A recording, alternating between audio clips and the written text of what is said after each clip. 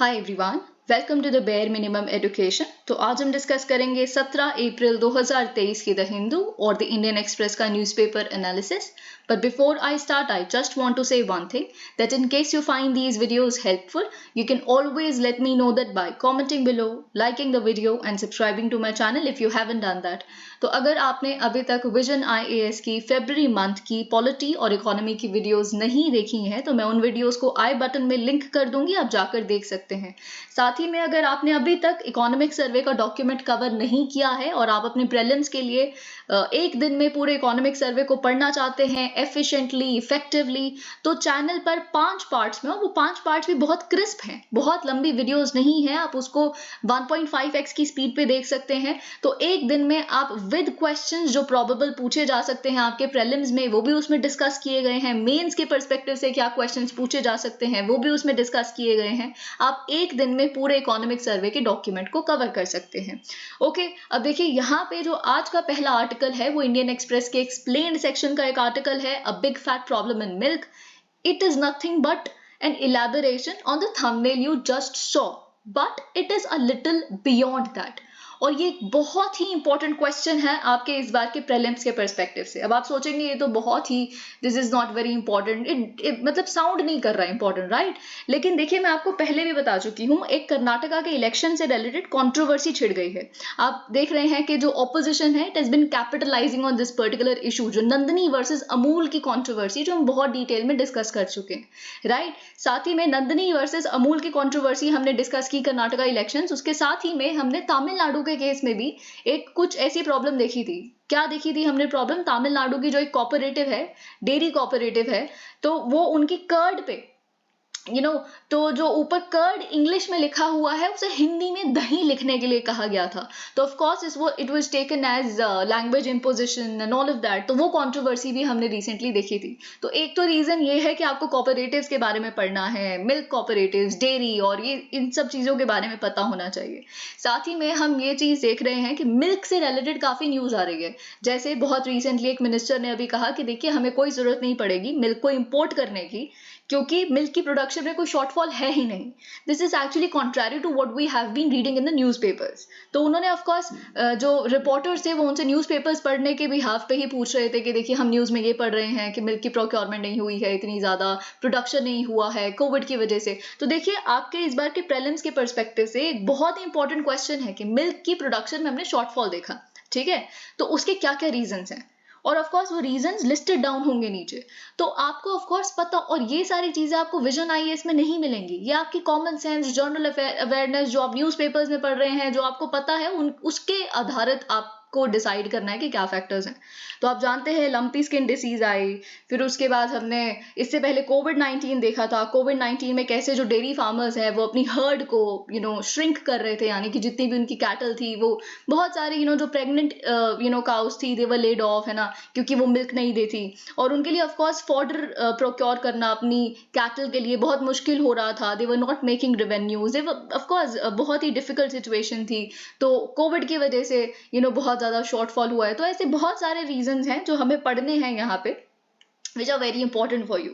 Okay, तो यहाँ पे अगर हम शुरुआत करें, और देखिए, हम पहले भी डिस्कस कर चुके हैं ये मिल्क से रिलेटेड, उसमें कितना फैट परसेंटेज होता है, कितना SNF होता है, और by the same author, okay, Harish Damodaran ji ने ही इंडियन एक्सप्रेस के एक्सप्लेन्ड सेक्शन में ही, इकोनॉमी के सेक्शन में ही ये सब कुछ पहले बहुत ब्रीफली डिस्कस किया हुआ है। लेकिन यहाँ पे हमें और भी कहीं एडिशनल चीजें पता चलती हैं, क्योंकि हमने 2 महीने पहले अगर ये डिस्कस किया था तो 2 महीने में और भी बहुत कुछ हमें पता चला है। जैसे GST का एक फैक्टर यहाँ पे डिस्कस किया गया है, विच इज एडिशनल, है ना। तो और बहुत सारी चीजें हम यहाँ देखेंगे, वेरी इंपॉर्टेंट फॉर यू। साथ ही में देखिए, आपके इस बार के इंटरव्यू के पर्सपेक्टिव से देखिए, आपको ऐसा लगता है कि इंटरव्यू में आपसे बेसिकली आपकी नॉलेज जज की जाएगी, which is not true. Knowledge has already been evaluated, अगर हम मेंस की या प्रीलिम्स की बात करें तो। वहां पे आपसे बहुत कॉमन चीज है, अब क्योंकि मिल्क से रिलेटेड इतनी कंट्रोवर्सी चल रही है, तो आपसे वो पूछ लेंगे कि डू यू कंज्यूम मिल्क, आप मिल्क पीते हैं, डेली कंज्यूमर है, तो आप कहेंगे जी हाँ सर। तो फिर आप कहते हैं कौन सा मिल्क पियेंगे, तो आप कहेंगे टोड मिल्क पीते हैं, हम अमूल का दूध पीते हैं या जो भी, ठीक है। तो कहेंगे अच्छा आप रोज पैकेट खरीद के लाते हैं, तो उस पर कितना परसेंटेज फैट होता है, which is very common, I think आपको पता ही होगा। तो कितना परसेंटेज फैट होता है, 3% है ना, तो आप बोलेंगे। तो ये बहुत कॉमन सेंसिकल चीजें हैं जो आपको पता होनी चाहिए, या आपकी जनरल अवेयरनेस डेली बेसिस पे है कि नहीं, वो डिसाइड करता है। और ये ऑफ कोर्स आपके प्रीलिम्स के पर्सपेक्टिव से तो इम्पोर्टेंट है ही। ओके अब हम इस आर्टिकल को अगर पढ़ना शुरू करें तो यहाँ ये लिखा है कि अगर हम मिड अक्टूबर, पिछले साल के मिड अक्टूबर की बात करें, तो अमूल या फिर Gujarat cooperative milk marketing federation, तो ये अपने जो कंज्यूमर्स है उनसे चार्ज कर रहे थे ₹10 पर litre extra full cream milk के लिए कंपेयर टू टोन्ड मिल्क। ठीक है, ऑफ कोर्स टोन्ड मिल्क और फुल क्रीम मिल्क में 10 रुपए का या 12 रुपए का या इतना डिफरेंस आप देखते हैं। ठीक है, तो पिछले अक्टूबर में 10 रुपए का डिफरेंस था। तो जो गोल्ड फुल क्रीम मिल्क का MRP था, ठीक है, आप फुल क्रीम मिल्क में आपको ये बात पता होनी चाहिए कि 6% फैट होता है और 9% SNF होता है, यानी कि solids which are not fat. Okay, तो यहाँ पे MRP था ₹62 पर लीटर दिल्ली की अगर हम बात करें, और ताजा टोन्ड मिल्क का जो MRP था वो था ₹52। तो 52 से 62 के बीच में 10 रुपए का गैप है। ठीक है, और आपको टोन्ड मिल्क में पता होना चाहिए कि 3% फैट होता है और SNF यानी कि सॉलिड नॉट फैट होते हैं 8.5%। I again repeated for you, अगर हम फुल क्रीम मिल्क की बात करें अमूल की, तो उसमें 6% फैट है और 9% SNF है। लेकिन अगर हम टोन्ड मिल्क की बात करें तो 3% फैट है और 8.5% SNF है। ठीक है, लेकिन अब देखिए ये हो गई थिंग ऑफ पास्ट, क्योंकि अब हमने प्राइस डिफरेंस 12 रुपए तक जाते हुए देखा है, क्योंकि जो गोल्ड फुल क्रीम का प्राइस है वो 66 कर दिया गया है और ताजा टोन्ड मिल्क का जो प्राइस है 54 कर दिया गया है पर लीटर। अब हमने अमूल की बात कर ली, अब हम नंदनी की बात करेंगे, यानी कि Karnataka cooperative milk producers federation की। आप जानते हैं ये भारत का सेकेंड लार्जेस्ट डेली कोऑपरेटिव है। इन्होंने भी सेम किया है अपने नंदिनी मिल्क के लिए। तो यहाँ पे देखिए, लेकिन इन्होंने कुछ डिफरेंट पैंतरा अपनाया है। How have they done it? तो उन्होंने क्या किया कि देखिए, पहले वो अपने, अगर हम टोन्ड मिल्क की बात करें तो ₹39 पर लीटर पे मिल रहा था, और इनका जो समृद्धि फुल क्रीम मिल्क है वो 50 रुपए में मिल रहा था। लेकिन अब बेसिकली क्या किया गया है, consumers are still paying ₹50 only. अभी भी आप 50 रुपए ही पे कर रहे हैं अपने फुल क्रीम नंदनी मिल्क के लिए, यानी कि समृद्धि फुल क्रीम मिल्क के लिए, पर अब आपको केवल 900 मिलीलीटर मिलता है 50 रुपए में। तो अगर हम बेसिकली 1 लीटर तक इसको एक्स्ट्रापोलेट करें तो हमें 1 लीटर का 55.56 रुपीज पड़ रहा है। तो यहाँ पे आप जानते हैं जो प्राइस डिफरेंस है, it has widened from ₹11 to ₹16.56। पहले 11 रुपए का डिफरेंस आ रहा था 39 टू 50 के बीच में, अब क्या हो गया 55.56 पड़ गया है हमारे को। तो कितना डिफरेंस आ गया, 16 रुपए से भी ज्यादा का डिफरेंस आ गया। अब हम आते हैं आवन के केस पे। आवन आप जानते हैं, इसकी कंट्रोवर्सी भी रिसेंटली हमने देखी थी। कंट्रोवर्सी तो देखिए पॉलिटिक्स की वजह से या बहुत और लिंग्विस्टिक और फैक्टर्स की वजह से बन जाती है, पर है तो ये फैक्ट ही। ठीक है, तो Tamil Nadu cooperative milk producers federation अगर हम देखें तो उन्होंने भी अपना MRP रेज किया है of its premium full cream milk in Chennai. तो ₹48 से अब ₹60 पर लीटर पे मिलता है नवंबर 4 से। Okay, the MRPs of toned and standardized milk have been kept unchanged, तो वो ₹40 पे ही मिल रहे हैं। ओके, अभी भी तो ये चीज हम देख रहे हैं। However, in some markets such as Madurai, okay, तो यहाँ पे बेसिकली वही सारी बातें बताई गई हैं कि सबने अपने जो फुल क्रीम मिल्क के प्राइसेस हैं वो बढ़ाए हैं, तो इसकी वजह से जो गैप है वो आ गया है ज्यादा फुल क्रीम और टोन्ड। इससे हमें क्या पता चलता है, देखिए फुल क्रीम मिल्क में है क्या ज्यादा, फैट ज्यादा है। तो आप पे किसके लिए कर रहे हैं, जैसा कि आपने थंबनेल में देखा, आप मिल्क के लिए पे नहीं कर रहे, आप फैट के लिए पे कर रहे हैं। ठीक है, तो it's about the fat you पे फॉर। तो ये चीज हमें यहाँ से पता चलती है। Okay, the current price inflation in milk has mainly to do with the shortage of fat। वही चीज ये हम क्यों, देखिए पहले भी तो मिल ही रहा था ना, तो उतने रेट पे मिल सकता था फुल क्रीम मिल्क। आज ऐसा क्या हो गया है, क्योंकि फैट की शॉर्टेज हो गई है। ओके, तो इस वजह से जो हम फुल क्रीम मिल्क के प्राइसेस हैं वो मोर और लेस बढ़ते हुए देख रहे हैं. Okay, to increase full cream milk prices more or to cut down the fat content through rebranding of existing products. There have been even reports of branded ghee and butter आप जानते हैं, ये तो आई थिंक आपने खुद notice किया होगा, अगर आप अपने इस तरह की चीजें परचेज खुद करते हैं तो जो बटर है या घी है वो स्टोर्स पे मिल ही नहीं रहा है, ठीक है, फैट की शॉर्टेज की वजह से. तो यहाँ पे हमें बेसिकली क्या पता चलता है, it links this partly to the falling contribution of buffaloes to national milk production. तो देखिए क्या है, आपको ये भी पता होना चाहिए कि जो RS सोडी है, president of Indian dairy association, उनका ये कहना है कि हम ये शॉर्टेज जो फैट की देख रहे हैं क्योंकि अब बफलो मिल्क का कंट्रीब्यूशन नेशनल मिल्क प्रोडक्शन में कम हो गया है, इस वजह से हम ऐसा देख रहे हैं. तो बफलोज का कितना कंट्रीब्यूशन है अगर हम देखें टोटल आउटपुट में, तो 2021-22 में बफलो का कंट्रीब्यूशन है 46.4%. लेकिन अगर हम 2000 या 2001 के साल की बात करें, 20 साल पहले अगर हम चले जाएं, तो 56.9% हुआ करता था. तो ये चीज आपको पता होनी चाहिए. बफलो मिल्क में ऐसा क्या होता है, इनके मिल्क में एवरेज 7% फैट होता है और 9% SNF. 9% SNF तो आप जानते ही हैं, वो मोर और लेस रहता ही है फुल क्रीम में सबका. तो यहाँ पे 7% फैट, तो विच इज कहाँ जो फैट का कंट्रीब्यूशन है वो यहाँ से बहुत हद तक पूर्ति की जा सकती है उसकी. तो ये चीज आप देख सकते हैं. तो अगर आपके प्रीलिम्स में या वैसे भी कभी कोई एक स्टेटमेंट हो तो आपको पता होनी चाहिए कि बफलो का कंट्रीब्यूशन इज गॉन डाउन और बफलो के मिल्क में काफी ज्यादा हम फैट परसेंटेज देखते हैं. ओके और साथ ही में देखिए, जब बफलो का कंट्रीब्यूशन कम हो रहा था तो जो क्रॉस ब्रेड या फिर एक्सोटिक काउस का कंट्रीब्यूशन था वो बढ़ रहा था. 18.5% से अगर हम 20 साल पहले देखें, आज हो चुका है 32.8%, है ना. और साथ ही में एक और चीज हुई है, जो इंडिजिनस या नॉन डिस्क्रिप्ट कैटल हैं उनका कंट्रीब्यूशन भी डिक्लाइन हुआ है. तो उनका कंट्रीब्यूशन पहले 24.6% हुआ करता था, आज 20.8% है.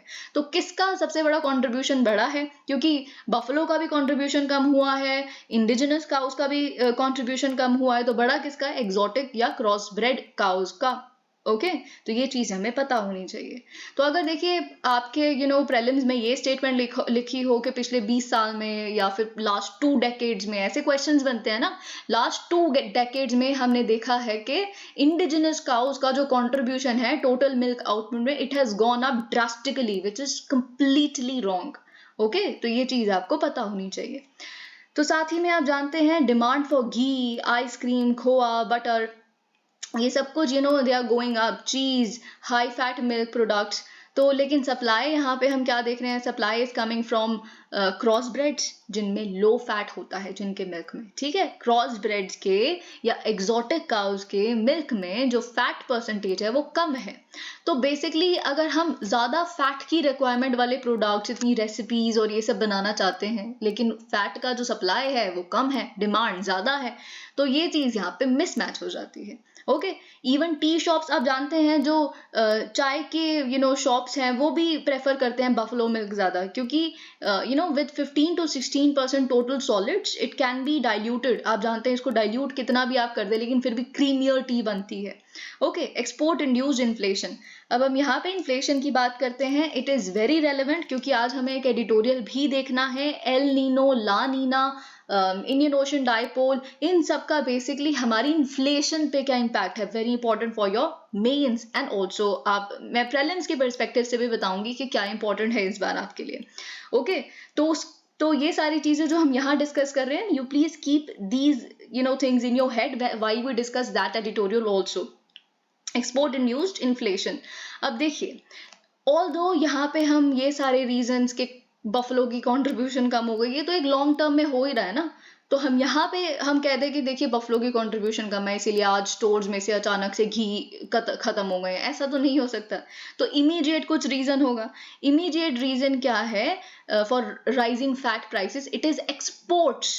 ओके अगर 2021 से 22 की हम बात करें तो इंडिया ने एक्सपोर्ट किया है over 33,000 tons of ghee, butter and hydrous milk, fat valued at ₹1,281 crore. Okay तो इस वजह से ये सब कुछ हो रहा है, फैट प्राइसेस ज्यादा बढ़ रहे हैं. तो देखिए ये चीज, लेकिन जो एक्सपोर्ट जो हम पहले भी देख चुके हैं, ये एक्सपोर्ट्स कब हुए? 2021-22 के जो एक्सपोर्ट्स हैं वो तब हो रहे थे जब ऑलरेडी मिल्क प्रोडक्शन बहुत ही कम होती जा रही थी। ओके आप जानते हैं क्योंकि कोविड-19 के समय में जो फार्मर्स थे वो अपने एनिमल्स को अंडर फीड कर रहे थे। जैसे अगर लैक्टेटिंग या प्रेग्नेंट, लैक्टेटिंग तो नहीं, लैक्टेटिंग तो इज गुड, अगर हम प्रेग्नेंट काउज की बात करें तो वो उनके किसी काम की नहीं थी।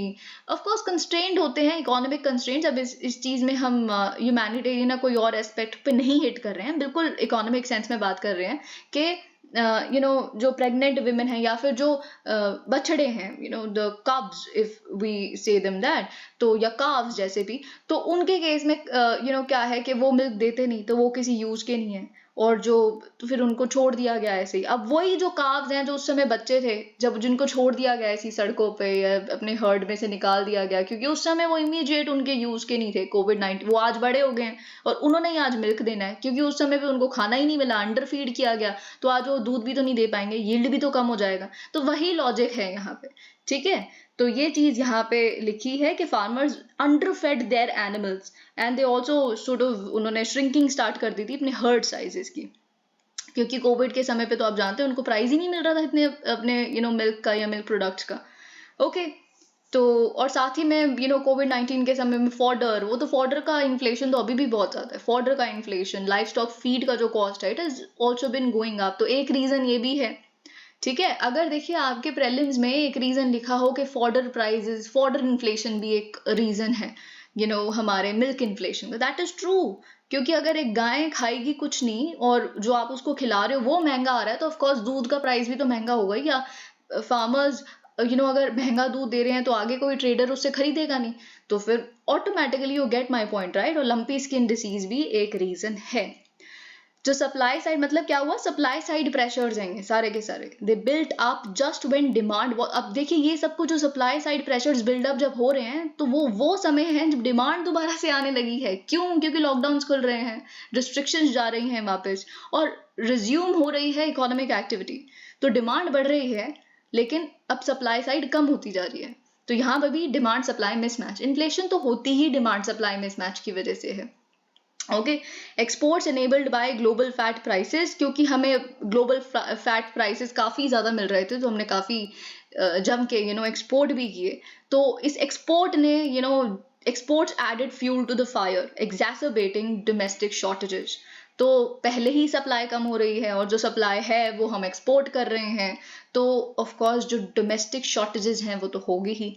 ओके तो ये भी चीज आप लिख सकते हैं। तो आपके क्या हमें अभी फैक्टर्स पता चल गए, LSD यानी कि लंपी स्किन डिसीज, कोविड-19 में अंडर फीडिंग हुई एक रीजन ही है, फॉडर इन्फ्लेशन, और एक रीजन है एक्सपोर्ट्स ड्यूरिंग 2021-2022। ये 4-5 हमें पॉइंट्स यहाँ से पता चल गए, ठीक है। Ex factory prices of yellow cow and white buffalo butter. अब देखिए यहाँ पे आप देख सकते हैं कि अगर हम 2020 की बात करें, 2020 में कोविड आया है, नया नया, डिमांड नहीं है, सब अपने घरों में बैठे हैं, कोई बाहर भी नहीं निकल रहा, समझ रहे हैं इतना कुछ, बाहर कोई रेस्टोरेंट्स में खाने भी नहीं जा रहा, दाल मखनी में मक्खन नहीं डल रहा, तो बहुत सारी ऐसी ठीक है चीजें आप सोच सकते हैं। तो इस वजह से क्या है, अब जो एक्स फैक्ट्री प्राइजेस हैं, येलो यानी कि काओ बटर, वाइट यानी कि बफलो बटर, वो उसके प्राइस क्रैश हो गए थे, 225 रुपए, है ना। तो इसके अराउंड बेसिकली पर केजी यहाँ पे बटर के प्राइसेस हो गए थे, ठीक है, डिमांड डिस्ट्रक्शन की वजह से। अब फ्रॉम दोज लोज 225 रुपए, आज क्या प्राइस है, 420 रुपए, 430 रुपए, है ना, पर केजी। तो अगर आप खुद देखिए कि ऑलमोस्ट डबल हो गया। तो ये चीज बेसिकली आप देख सकते हैं कि क्यों हुई है। Prices have since eased to ₹400 or 405 for white and for yellow butter following reports of। अब देखिए फिर उसके बाद हमने एक रिपोर्ट देखी कि वापस दोबारा जो बटर के प्राइस हैं वो 10-20 रुपए कम हो गए हैं। क्यों? क्योंकि जो गवर्नमेंट प्लान कर रही है to lower the import duty on milk fat, ठीक है। मिल्क फैट पे इम्पोर्ट ड्यूटी बेसिकली 40% अगर है तो उसको कम करा जा रहा है, इस वजह से हमने बेसिकली प्राइसेस कम जाते देखे हैं। लेकिन जो हमारे यूनियन एनिमल हस्बेंड्री और डेयरिंग मिनिस्टर हैं, उन्होंने इस चीज़ को बिल्कुल डिनाई किया है, डिसमिस किया है कि हम कुछ इम्पोर्ट कर ही नहीं रहे और ना हमें ज़रूरत है ना, ऐसा कुछ हो, क्योंकि प्रोडक्शन बिल्कुल सही है, ठीक है। तो यहाँ पे basically with imports ruled out, जब आपने इम्पोर्ट्स को बिल्कुल मनाही कर दिया कि नहीं होंगे, ज़रूरत ही नहीं है, तो कोई ऑल्टरनेटिव सोल्यूशन हो सकता है। तो अब बहुत सारी और चीजें। अब देखिए अक्टूबर से मार्च का जो टाइम होता है वो कैटल के या मिल्क के सीजन में फ्लश सीजन होता है, ठीक है। अब बहुत ध्यान से सुनिएगा आप, अक्टूबर से मार्च, ठीक है। तो मतलब एक साल के एंड में शुरू हो गया, अगले साल के मार्च तक ये बेसिकली जो पीरियड है वो रहता है, अक्टूबर से मार्च का। ये फ्लश सीजन है मिल्क का, यानी कि जो सप्लाई है वो एक्सीड करती है डिमांड को, ठीक है। डिमांड इतनी नहीं है, सप्लाई बहुत ज्यादा है, ठीक है। ये चीज आप समझ रहे हैं, क्योंकि देखिए वही आइसक्रीम्स नहीं इतनी बिक रही, और उसके बाद लस्सी और बहुत सारी ऐसी चीजें ठंडी जो होती हैं वो नहीं है, ठीक है। डेयरीज तो फिर जब इतना सरप्लस है तो फिर आप क्या करोगे, डेयरीज क्या करती हैं, डिमांड उतनी है नहीं इस समय, तो वो सारा ये जो मिल्क आपने प्रोक्योर किया होता है इसको आप स्किम मिल्क पाउडर SMP में कन्वर्ट कर देते हो और बटर फैट में कन्वर्ट करते हो, ठीक है। तो ये आप कैसे करते हो, bye separating the cream and removing the water in the skimmed milk through evaporation and spray drawing, ठीक है। तो आपने बेसिकली वाटर रिमूव करना है और स्किम मिल्क पाउडर बनाना है अपने बेसिकली मिल्क को, ओके, या बटर फैट पे कन्वर्ट करना है। और यही जो सेम हमने अभी स्किम मिल्क पाउडर बनाया है और ये जो बटर फैट बनाया है, इसको हम जब लीन सीजन आता है, जब समर मॉनसून मंथ्स आते हैं अप्रैल टू सितंबर के, जो बचे हुए महीने हैं वो लीन सीजन ही होगा, ठीक है। अगर हम थोड़ा यहाँ पे कॉमन सेंस भी लगाएं तो उसमें हम बेसिकली इस SMP को, इस फैट को ही दोबारा दूध बनाने में बना देते हैं, ठीक है। तो क्योंकि आप जानते हैं कि ये जो लीन सीजन है, एनिमल्स प्रोड्यूस वेरी लेस, क्योंकि और वहां पे डिमांड बढ़ती जाती है, कर्ड, लस्सी, आइसक्रीम, जैसा कि मैंने आपको बताया। तो ये काफी यूनिक मिल्क सेक्टर का या डेयरी सेक्टर की चीज है, क्योंकि आप इसमें ऐसे देखते हैं कि आपने एक बारी फॉर एग्जाम्पल कोई सॉलिड बना दिया गेहूं से, है ना, तो आप दोबारा गेहूं बना सकते हो उससे, नहीं बना सकते। तो लेकिन यहाँ पे मिल्क इंडस्ट्री में ये चीज एग्जिस्ट करती है। तो लेकिन अब यहाँ पे क्या, हम क्यों पढ़ रहे हैं, इतनी कहानी हमें पढ़ने की क्या जरूरत है। देखिए 2022 से 23 में ये जो फ्लश सीजन था, ओके, ये फ्लश सीजन में it was a rare season where milk procurement fell, leaving dairies with hardly any surplus for converting into fat. तो बेसिकली जब प्रोक्योरमेंट ही नहीं हुई है ना 2022-23 में इतनी ज्यादा, बहुत सारे रीजंस की वजह से, है ना, तो प्रोडक्शन इतनी नहीं हुई तो प्रोक्योरमेंट कहाँ से होगी। कोविड में अंडर फीड किया, फिर उसके बाद एक्सपोर्ट्स हैं, फिर साथ में LSD भी आई, तो इसकी वजह से जब इतना सरप्लस है ही नहीं तो सरप्लस को SMP में कन्वर्ट क्या करोगे। तो फिर SMP नहीं बना तो आज फिर SMP को दोबारा मिल्क में क्या कन्वर्ट करोगे जब आपने SMP नहीं बनाया। तो ये चीज आज यहाँ पे दिक्कत आ गई है, okay. And with production bound to fall further ongoing, अब लीन सीजन शुरू हो गया है तो प्रोडक्शन और गिरेगी, SMP है नहीं, दूध में बनाए कैसे। तो ये चीज बेसिकली सारी एक दिक्कत क्रिएट कर रही है। Fixing GST anomaly. अब देखिए यहाँ पे एक और प्रॉब्लम है, very important for you, milk doesn't attract any GST। Milk पे कोई GST नहीं लगता, लेकिन SMP पे, स्किम मिल्क पाउडर पे लगता है 5% GST और मिल्क फैट पे लगता है 12% GST।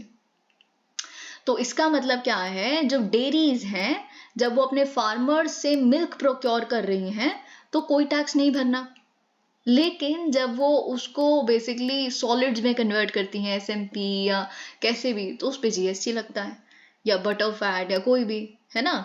और साथ ही में दिक्कत क्या है, GST की सबसे खूबसूरत चीज है इनपुट टैक्स क्रेडिट, ठीक है, टैक्स इवेजन ना हो पाए ताकि, और जो आपने पहले टैक्स पे किया है तो उसका आप आगे दिखा सकते हैं कि हमने पहले कर दिया तो अब नहीं करेंगे, है ना, इस वाले स्टेज पे।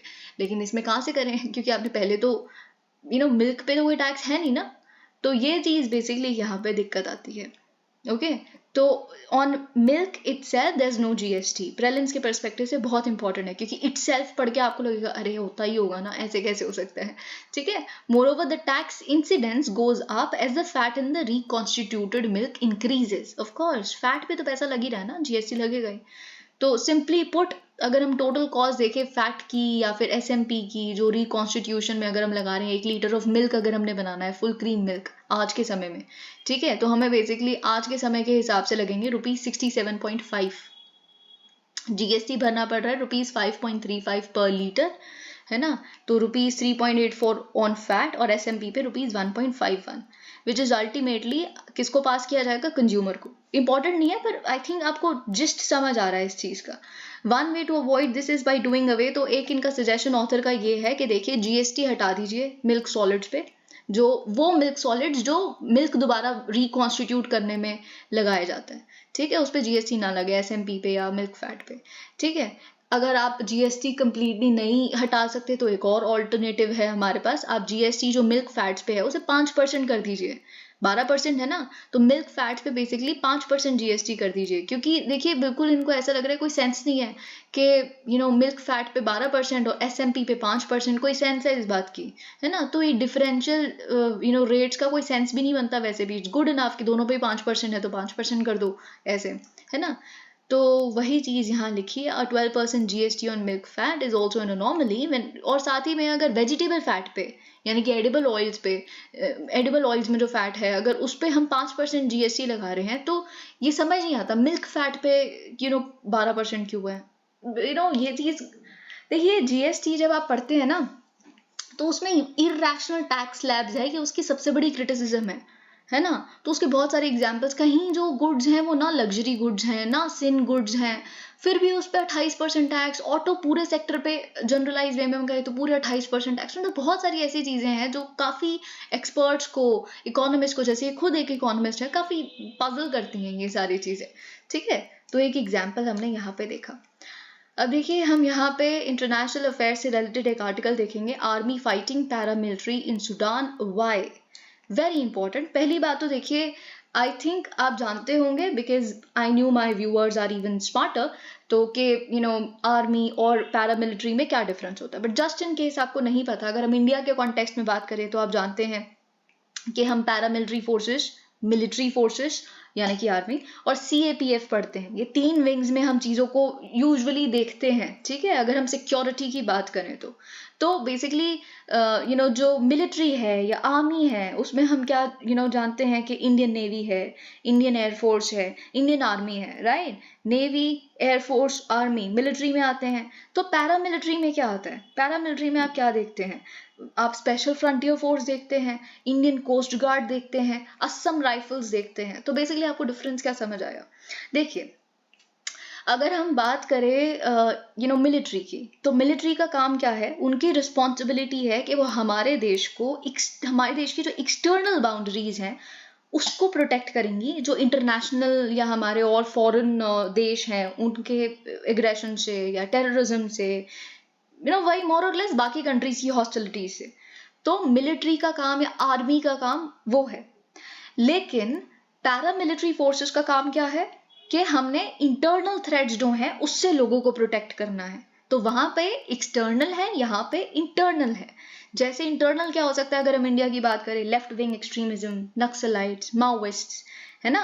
तो ये सारी चीजें आप जानते हैं। आप जानते हैं कि अगर हम पैरामिलिट्री फोर्सेस की बात करें तो यूजुअली हम जो डायरेक्टर जनरल होते हैं पुलिस के, है ना, तो वो हेड करते हैं पैरामिलिट्री फोर्सेस को। लेकिन अगर हम बात करें मिलिट्री की, तो मिलिट्री में हम जो 4 star officer of equivalent rank, है ना, वो हेड करते हैं। तो ये बेसिक डिफरेंसेस, ऑल्दो हम और भी बात कर सकते हैं, बट इट्स नॉट इम्पॉर्टेंट। आपको जब हम इस आर्टिकल को पढ़ें, इससे पहले आपको एटलीस्ट आर्मी और पैरामिलिट्री में डिफरेंस पता होना चाहिए। और ये बहुत ज़्यादा इंपॉर्टेंट है आपके इस बार के प्रीलिम्स के परस्पेक्टिव से, कि आपको पता हो कि खार्टूम किसकी कैपिटल है, सूडान की कैपिटल है। यहाँ पढ़ सकते हैं, ठीक है। तो cities in news, Capitals in news, है ना, ये कुछ चीजें आप पढ़ के जाइए। लीमा किसकी कैपिटल है, खार्टूम किसकी कैपिटल है, ये सारी चीजें आपको पता होनी चाहिए। अब देखिए क्या हुआ है, यहाँ तो 56 लिखा है, लेकिन द हिंदू में ऑलरेडी 61 हम कैजुअलिटीज भी नहीं, फेटलिटीज पढ़ चुके हैं, ठीक है। तो यहाँ बेसिकली लिखा है कि around 60 civilians have been killed and 595 people including combatants injured in Khartoum, the capital of Sudan। क्यों?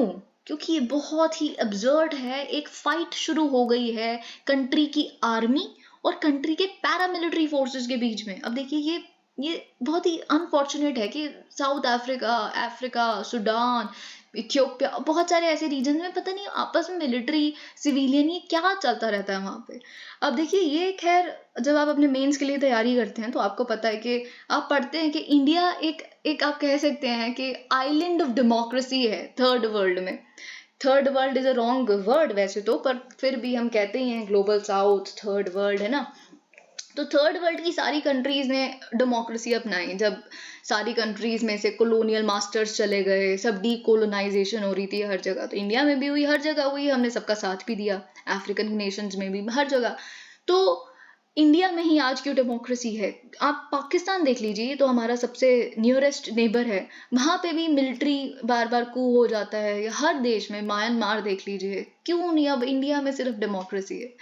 तो खैर इसके बहुत रीजंस हैं और हम इसे यहाँ डिस्कस नहीं करेंगे, पर ये आपको एग्जाम्पल मिलता है। अगर ऐसा कोई क्वेश्चन आए, ठीक है, तो आप प्लीज इसका मेंशन जरूर करें। आप ऐसे लिख रहे हैं क्योंकि हमारे प्राइम मिनिस्टर लेटली बहुत बार ये कह रहे हैं कि हम मदर ऑफ डेमोक्रेसी है, ओल्डेस्ट डेमोक्रेसी है हम उससे बहुत पहले जब डेमोक्रेसी का कॉन्सेप्ट आया हम अप्लाई करते थे। तो आप बात मत करें वेस्टर्न कंट्रीज तो आके कि डेमोक्रेसी हमारे यहाँ से मैग्ना कार्टा दिस दैट, है ना। तो इसीलिए आपको ये अगर कुछ ऐसा ऐसे आ जाए तो उस पर ये चीजें आप बिल्कुल ऐड कर सकते हैं। क्या बाकी कंट्रीज को देखिए, एग्जाम्पल देखिए, लेकिन इंडिया क्यों फ्लरिश कर रही है? सिर्फ इंडिया क्यों लार्जेस्ट डेमोक्रेसी है पूरे वर्ल्ड की, है ना।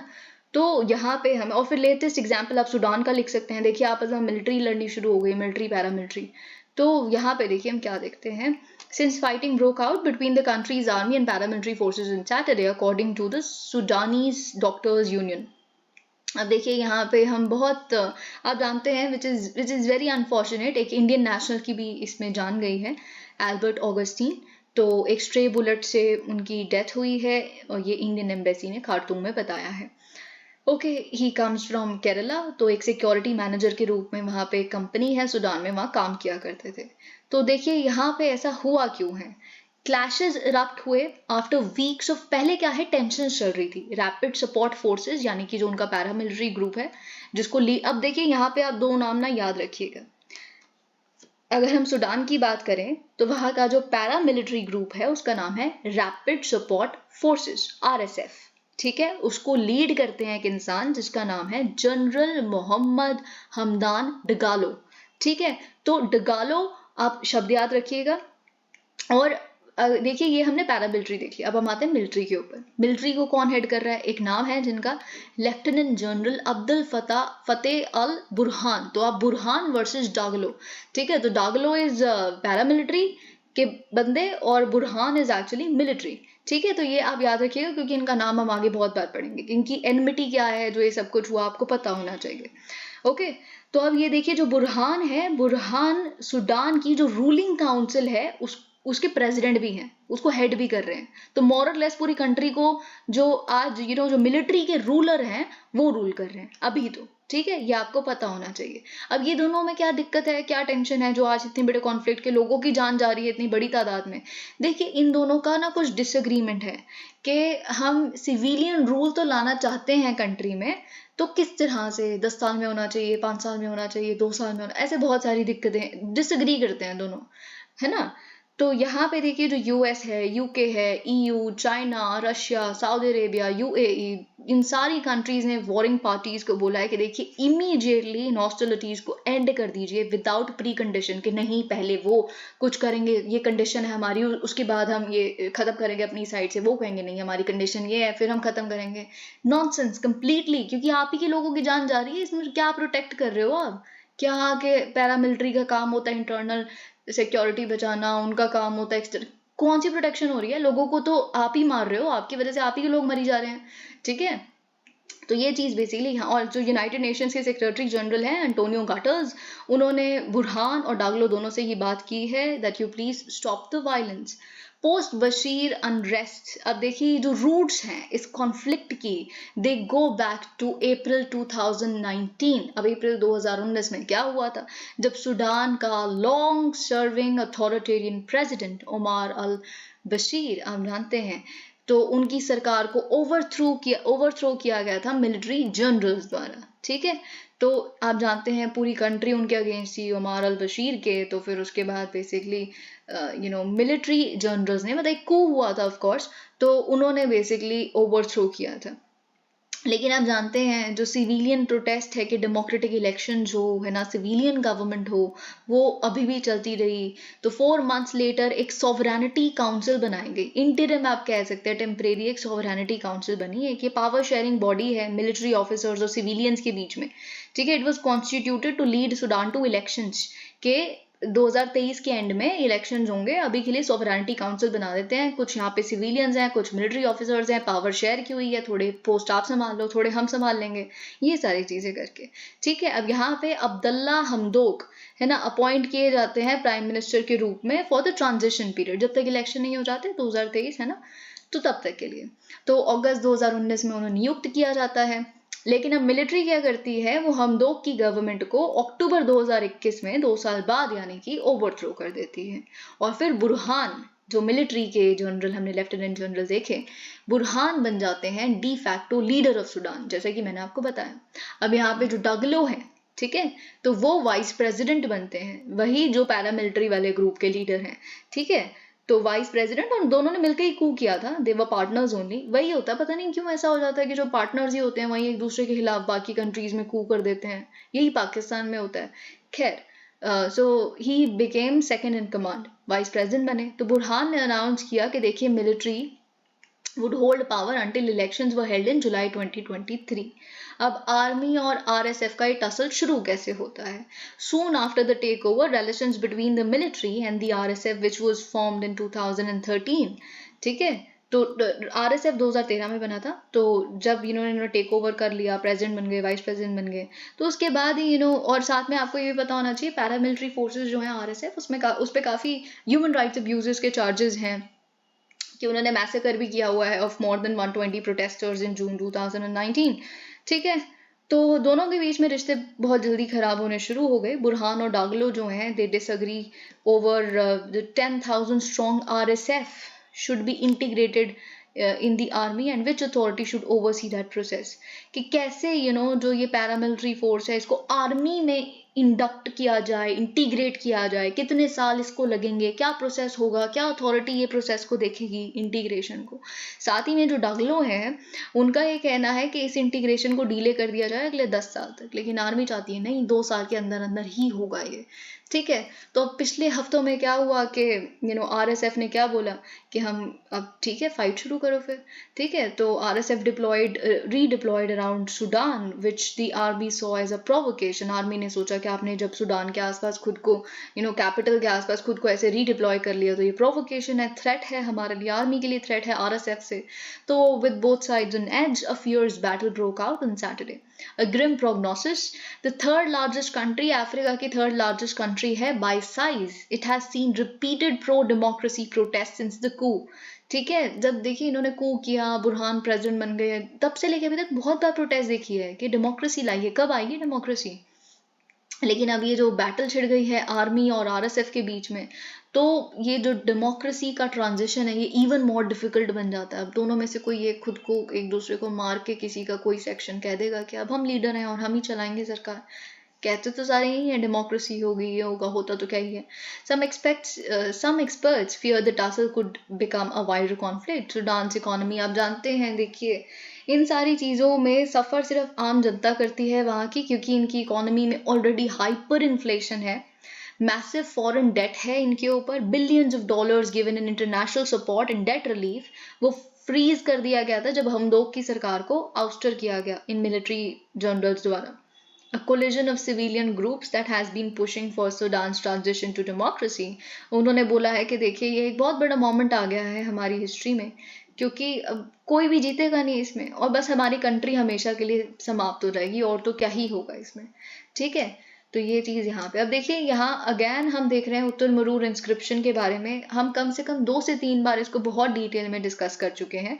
हमने उत्तर मरूर इंस्क्रिप्शन देखिए, मैं आपको पहले भी बता चुकी हूँ, अगर आपने पहली कोई वीडियो नहीं देखी, कि जब भी ये पूछा जाए कि इंडिया में डेमोक्रेसी की जो क्रेडेंशियल्स थे उसके एंशियंट रूट्स हैं या मिडीवल रूट्स हैं, बहुत सारे ऐसे कोई भी क्वेश्चन आए तो आप बहुत सारे एग्जांपल्स लिख सकते हैं। आप जैसे हमारे प्राइम मिनिस्टर बार बार रिएटरेट कर रहे हैं उत्तर मरूर इंस्क्रिप्शन के बारे में, तो आप उत्तर मरूर इंस्क्रिप्शन के बारे में लिख के आइए, कैसे उसमें जो ग्राम सभा का सेल्फ गवर्नेंस के बारे में उस इंस्क्रिप्शन पे आज भी लिखा हुआ है, हमें दिखता है कि कैसे, मैंने आपको एक्सप्लेन किया हुआ है, मैं बस आपको पॉइंट्स बता रही हूँ यहाँ पे। और क्या लिखेंगे आप बुद्धिस्ट संघास के बारे में लिख सकते हैं, आप महाभारत के बारे में लिख सकते हैं कि कैसे महाभारत में जो एकमात्र सबसे बड़ी ड्यूटी सिटीजन्स की थी वो ये थी कि आपको अपने सही लीडर को इलेक्ट करना है या चुनना है, ठीक है। और क्या लिख सकते हैं आप, यादवास की काउंसिल के बारे में लिख सकते हैं, जैसे कि मैं आपको बहुत बार बता चुकी हूँ कि Lord Krishna was not a king, he was a council member, Yadava council, right तो वो काउंसिल सिस्टम था वहाँ पे, जैसे गवर्न किया करता था. It was of course democratic, जो बहुत ही डेमोक्रेटिक वे में फंक्शन किया करता था. ऋग्वेद के बारे में आप लिख सकते हैं, बहुत ऐसे एग्जाम्पल्स लिख के of course you conclude your answer. Okay, तो यहाँ पे टाउन एंड इंस्क्रिप्शन. लेकिन देखिए हमने उत्तर मरूर इंस्क्रिप्शन के बारे में तो देख लिया, लेकिन उत्तर मरूर आप जानते हैं बड़ी सारी स्पेलिंग्स आप पढ़ते होंगे, कहीं जगह पे उत्तीर मरूर लिखा है, कहीं पे उत्तर मरूर, है ना. तो ऐसे स्पेलिंग कोई भी हो वही जगह है, ठीक है, या वही इंस्क्रिप्शन है, ये याद रखिएगा. तो आपको ये पता होना चाहिए जगह क्या है. It is a town in Kanchipuram district, है ना, south west of Chennai, 90 kilometre south west of Chennai. अगर हम ओरिजिनली देखें तो इसे एस्टैब्लिश किया गया था 750 AD में as a village of Brahmins.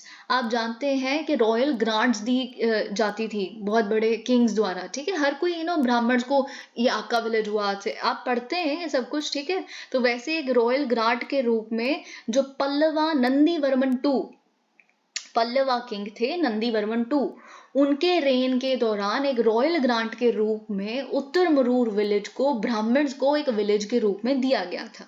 लेकिन आज हम देखें उत्तर मरूर को क्यों जानते हैं, इसके हिस्टोरिक टेम्पल्स की वजह से, जो पल्लवास के रेन में, चोलास के रेन में बने. आप जानते हैं उत्तर मरूर इंस्क्रिप्शन जो आप 10th सेंचुरी की ये पढ़ते हैं वो चोला, है ना.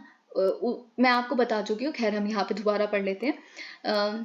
Inscriptions from the 10th century onward that are important sources for the study of politics and political administration in the Tamil country in the early medieval period. अभी जो famous inscription जो प्राइम मिनिस्टर द्वारा refer की गई है, ये आती है परंटका वन चोला के रेन से. तो कोई और चोला किंगडम के अगर एम्परर का या किंग का नाम लिखा है तो प्लीज कंफ्यूज मत हो जाइएगा, ठीक है. तो ये चीज हमें यहाँ पे पता चलती है. और कहाँ से हमें इंस्क्रिप्शन के बारे में पता चलता है, on the walls of Vaikunta Perumal temple, जो बिल्ड किया गया था नंदीवर्मन टू द्वारा ही, ठीक है. It's a temple dedicated to lord Vishnu. Okay, lord Shiva might be written there, है ना, कि हमें उत्तर मरूर इंस्क्रिप्शन मिलती है Vaikunta Perumal temple which is dedicated to lord Shiva, but it is dedicated to lord Vishnu actually, ठीक है. ग्राम सभा के बारे में आप जानते हैं इंस्क्रिप्शन पे क्या क्या लिखा है, कैसे सेल्फ गवर्नेंस होगी. मैंने आपको उस दिन भी बताया था कमिटी सिस्टम, है ना. तो एक यंग बॉय होता था, वो आके चिट पिकअप करता था, बाकायदा क्वालिफिकेशंस लिखी है कि कॉल एलिजिबल है, नोबल होना चाहिए वो इंसान, उस पर कोई क्रिमिनल चार्जेस नहीं होने चाहिए, ये सब वगैरह. तो ये ऐसी चीजें हैं जो आप जब अपनी स्टैटिक पोर्शन पढ़ते हैं तो बहुत सारी जगहों पे पढ़ते हैं कि उस पर कोई क्रिमिनल चार्ज नहीं होना चाहिए, ये सब वगैरह प्री रिक्विसाइट्स होते थे, ठीक है. तो ये बातें यहाँ लिखी है. इंस्क्रिप्शन देखिए क्या है ना, आपके प्रीलिम्स में क्या आएगा, कोट एंड कोट में पता ये दे देंगे, क्योंकि इंस्क्रिप्शन पे जो लिखा है ना वो एज इट इज दे देंगे, और फिर कहेंगे कहाँ कौन सी इंस्क्रिप्शन में लिखा है, और थोड़ा बहुत और दे देंगे यहाँ पे कि ये कांजीवरम या वैकुंड टेम्पल या कुछ भी ऐसा 10th सेंचुरी या परंटका चोला, है ना. तो ये बेसिकली क्या है, ये कौन सी इंस्क्रिप्शन का नाम है, तो उसमें फिर ऑप्शंस ही होंगे. तो इंस्क्रिप्शन कहती है there will be 30 words, everyone living in these 30 wards would assemble, यानी कि ग्राम सभा, and select one representative for the village assembly. 30 wards होंगे, ठीक है. तो ये चीज आपको पता होनी चाहिए. अब ये वो एडिटोरियल है जिसके बारे में हम बात कर रहे थे, लिविंग विद एल नीनो. अब देखिए El Nino, living with El Nino, inflation में एक आती है फिस्कल पॉलिसी, एक आती है मॉनेटरी पॉलिसी. मॉनेटरी पॉलिसी आप जानते हैं रिसेंटली क्या हुआ है, जो हम रेट्स हाइक कर रहे थे, रेपो रेट, उस पर एक पॉज लगा दिया गया है. हमारे RBI गवर्नर शक्तिकांत दास जी का कहना है ये पॉज है, पिवट नहीं है. इसका मतलब ये नहीं है कि इसके बाद हम रेपो रेट्स कट करना शुरू हो जाएंगे, हमने पॉज लगाया है. अगर हमें आने वाले समय में इन्फ्लेशन ज्यादा जाती दिखी तो हम दोबारा से रेपो रेट्स बढ़ाना शुरू कर देंगे, ठीक है. तो ये सारी चीजें हमने सुनी है. ओके, तो ये हो गया मॉनेटरी पॉलिसी. लेकिन ऑफ कोर्स बहुत कुछ सरकार कर सकती है जो फिस्कल पॉलिसी के अंडर आता है. मे बी आप इंपोर्ट ड्यूटीज कट कीजिए, बढ़ाइए, ये सब कुछ फिस्कल पॉलिसी के अंडर आता है. प्रोडक्शन बढ़ाना, सप्लाई बढ़ाना, ये सारी चीजें, ठीक है.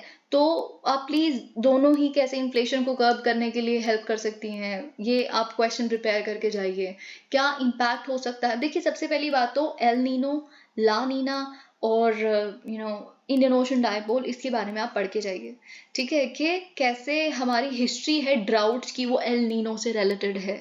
अगर आपके बाई चांस प्रीलिम्स में ये बात लिखी है कि एल नीनो हमेशा जब भी हमने एक ड्राउट ईयर देखा है तो उसकी वजह से एल नीनो लिंक्ड है ना, विच इज ट्रू.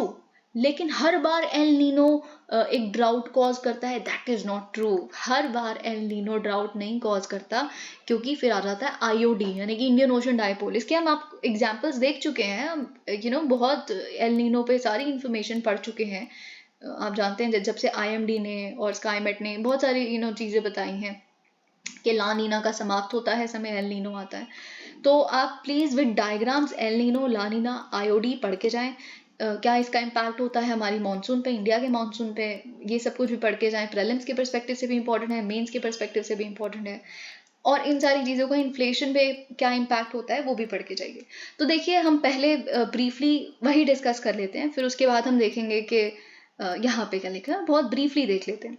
देखिए पहली बात तो कि ला नीना और एल नीनो क्या है ना। अगर आपसे मेंस में पूछा जाए इस पे कोई आंसर, तो आप शुरू कैसे करेंगे? ये नेचुरल क्लाइमेटिक फिनोमेना है जो ट्रॉपिकल पैसिफिक ओशन में, हम एल नीनो और ला नीना की बात कर रहे हैं।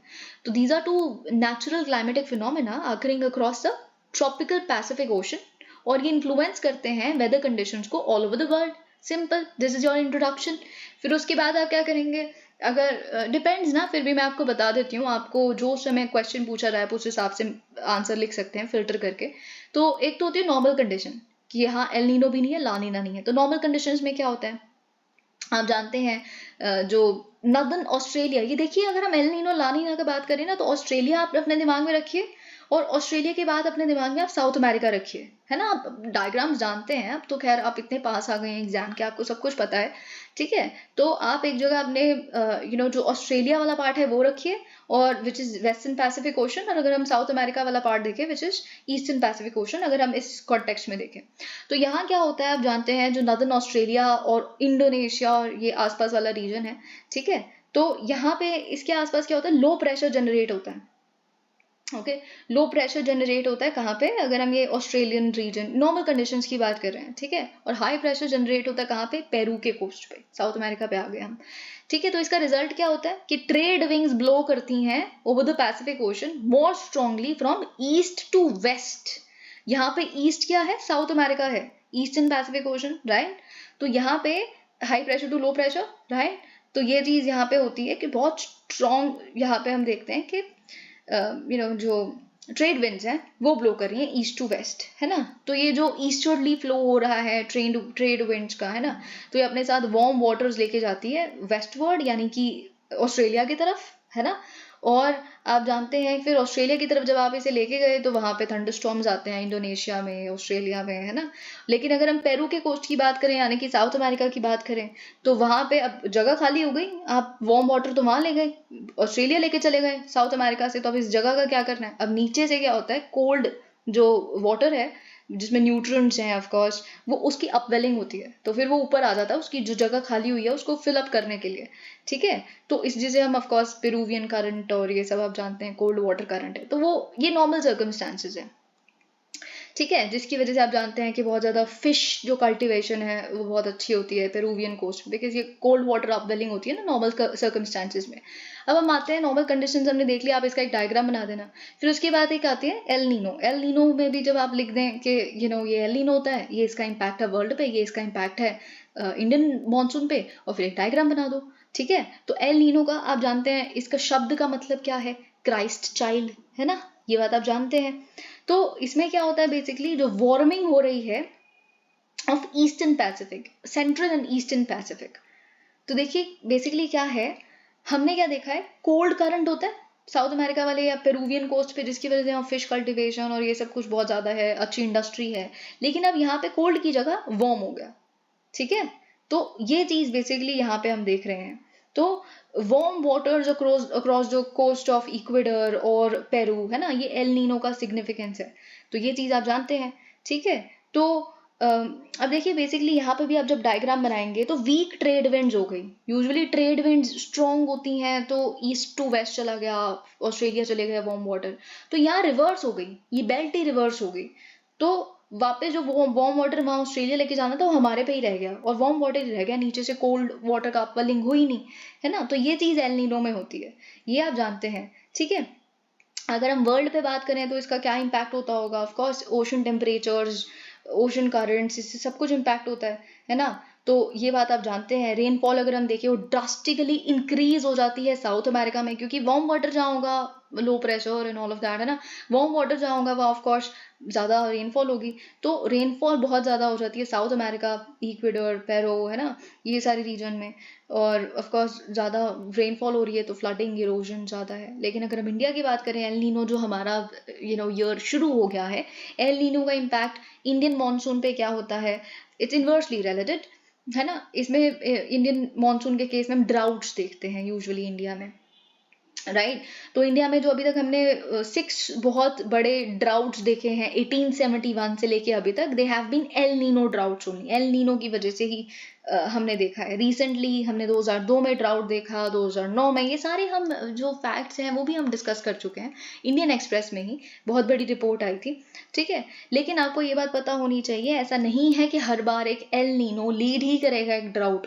ऑल्दो जो सारे ड्राउट्स हैं वो कहीं ना कहीं हम लिंक कर देते हैं कि हाँ ये ड्राउट हो रहा है तो एल नीनो भी चल रहा था, लेकिन हर एल नीनो ड्राउट को लीड करेगा वो जरूरी नहीं है। क्योंकि एक और चीज होती है जिसे हम इंडियन ओशन डाइपोल कहते हैं, ठीक है। तो उसकी वजह से वो कट आउट हो जाता है। जैसे 1997 1998 में क्या हुआ था, it was a strong El Nino year, पर कोई ड्राउट नहीं था 1997 98। क्यों? क्योंकि उसमें आईओडी का टाइम था। और बहुत बार ऐसा है, ज़रूरी नहीं है कि हमें बहुत स्ट्रॉन्ग एल नीनो की ज़रूरत है एक ड्राउट के लिए। जैसे अगर हम 2002 की जो हमने अभी बात की, 2002 2009, तो 2002 वाला केस जो है ड्राउट का, वो एक मॉडरेट एल नीनो था, स्ट्रॉन्ग भी नहीं था, ठीक है, पर फिर भी हमने one of the worst droughts देखे। तो ये चीज़ें आपको पता होनी चाहिए कि एल नीनो है, तो इस बार क्योंकि एल नीनो है तो डेफिनेटली एक क्वेश्चन आ सकता है कि ऐसे क्या क्या इंडिया के एग्रेरियन इकोनॉमी पे क्या इम्पैक्ट होता है। क्योंकि जो प्रोडक्शन है समर क्रॉप्स की, हम मानसून की बात करें तो यूजुअली साउथ वेस्ट मानसून, तो rice, sugar cane, cotton, oil seeds, ये सारी समर क्रॉप्स हैं, इसका प्रोडक्शन हिट होता है, ठीक है। अब आ जाते हैं ला नीना पे। अब ला नीना पे भी आप यही कीजिए, पहले एक्सप्लेन कीजिए ला नीना क्या होता है। ला नीना इज एक्चुअली जब एल नीनो की weather conditions return back to the normal, है ना, जो हमने नॉर्मल कंडीशन देखी थी वही है, पर वो और स्ट्रांगली नॉर्मल हो जाती हैं, ठीक है। तो यहाँ पे वही बेसिकली जो नॉर्मली हो रहा था, ट्रेड विंड्स हैं वो स्ट्रॉन्ग हैं, cold current at the South America and then warmer waters at Australia, है ना, ये सारी चीज़ें वही वापस आ जाती हैं, ओके। तो ये ऑफ कोर्स आपको पता होना चाहिए, दिस इज नोन एज ला नीना। और ला नीना की वजह से इंडिया मानसून में क्या होता है, हम और अच्छी रेनफॉल देखते हैं, क्योंकि पिछले 3 साल से हम ला नीना में थे तो हमने अच्छे मानसून देखे, ओके। तो ये चीज़ें आपको पता होनी चाहिए। इंडिया पे ऑफ कोर्स वर्ल्ड पे क्या इम्पैक्ट है ये भी आप लिख सकते हैं। ला नीना की वजह से ड्राउट आ जाता है South American countries, Peru, Ecuador, है ना। और of course rainfall, heavy floods भी होती हैं Australia, high temperatures in the western Pacific, है ना। ये सारी चीज़ें आप जानते हैं, not very new to you, of course आपको पता होनी चाहिए, ठीक है। अब हम आते हैं इंडियन ओशन डाइपोल पे। इंडियन ओशन डाइपोल आप जानते हैं, खैर ये अपने स्टैटिक में आपको पढ़ा होना चाहिए कि उसके 3 फेजेस होते हैं, एक होता है न्यूट्रल, एक होता है पॉजिटिव, एक होता है नेगेटिव। तो हम जब कह रहे हैं कि आईओडी हो सकता है हमारे एल नीनो वाले साल को काट के एक अच्छा ईयर बना दे, तो हम पॉजिटिव आईओडी की बात कर रहे हैं, ठीक है। तो ये चीज़ आपको पता होनी चाहिए, न्यूट्रल फेज या नेगेटिव फेज की बात नहीं कर रहे। तो इसमें क्या होता है कि अब यहाँ पे देखिए हम बात कर रहे हैं इंडियन ओशन की, अब ये पैसिफिक में हम बात नहीं कर रहे। यहाँ पे देखिए जब आप आईओडी के बारे में पढ़ रहे हैं, ऑफ कोर्स आप अपने स्टार्टिंग में देखते हैं, यहाँ पे हमें 2 कंट्रीज को देखना है, एक देखना है अफ्रीका और एक देखना है ऑस्ट्रेलिया, ठीक है। ऑस्ट्रेलिया और अफ्रीका के बीच में देखना है। और यहाँ पे ऑस्ट्रेलिया बेसिकली क्या हो जाता है, ईस्टर्न साइड हो जाती है इंडियन ओशन की, और अफ्रीका हो जाती है western side of Indian ocean, ठीक है। तो यहाँ पे बेसिकली इस चीज़ में इंडियन ओशन, बस आपको यहाँ पे मैं इतना बताऊंगी कि इंडियन ओशन डाइपोल की वजह से हम अच्छी रेनफॉल देखते हैं। बाकी इंडियन ओशन डाइपोल आपका खुद पढ़ने का जिम्मा है यहाँ पे, ठीक है, क्योंकि हम बहुत समय लगा देंगे।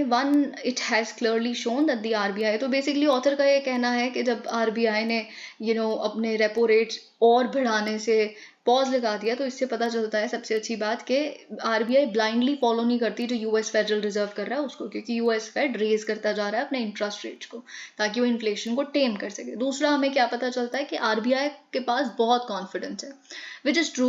ये आरबीआई के कॉन्फिडेंस को जताता है कि वो बहुत आराम से इन्फ्लेशन कर्व कर लेंगे, 6% के नीचे ले आएंगे, और उसके लिए और रेट्स बढ़ाने की ज़रूरत नहीं है, क्योंकि बेसिकली जितना आप रेपो रेट बढ़ाते रहोगे जीडीपी ग्रोथ उतना सफ़र करती है।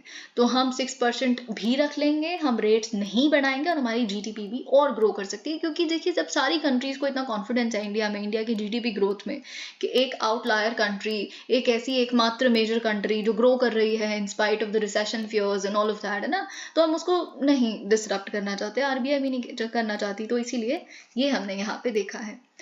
तो अगर ऑथर कहते हैं कि ये कॉन्फिडेंस जो है वो रियलिटी में तब्दील हो, लेकिन अगर सच में ऐसा होना चाहिए तो क्या पॉलिसी अपनानी चाहिए, अगर हम सच में इसे रियलिटी बनता देखना चाहते हैं तो ऑथर का ये कहना है कि देखिए इससे पहले कि हम देखें कि क्या पॉलिसी मिक्स होना चाहिए, हमें ये पता होना चाहिए कि सीपीआई इन्फ्लेशन का नेचर क्या है और ये कैसे बिहेव करती है एल नीनो ईयर्स या इस तरह। क्योंकि आप जानते हैं कि मॉनसून 96% या 94% of the long period average रहने वाला है, 100% से कम है।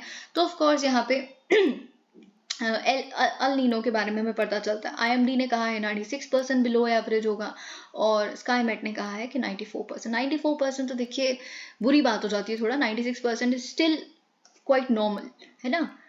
तो सीपीआई डेटा की अगर हम बात करें, इन्फ्लेशन के डेटा की अगर हम बात करें मार्च 2023 के, ये रिवील करता है कि इन्फ्लेशन ऑलरेडी ड्रॉप कर चुकी है, 5.66% पे आ चुकी है, which is of course less than 6%।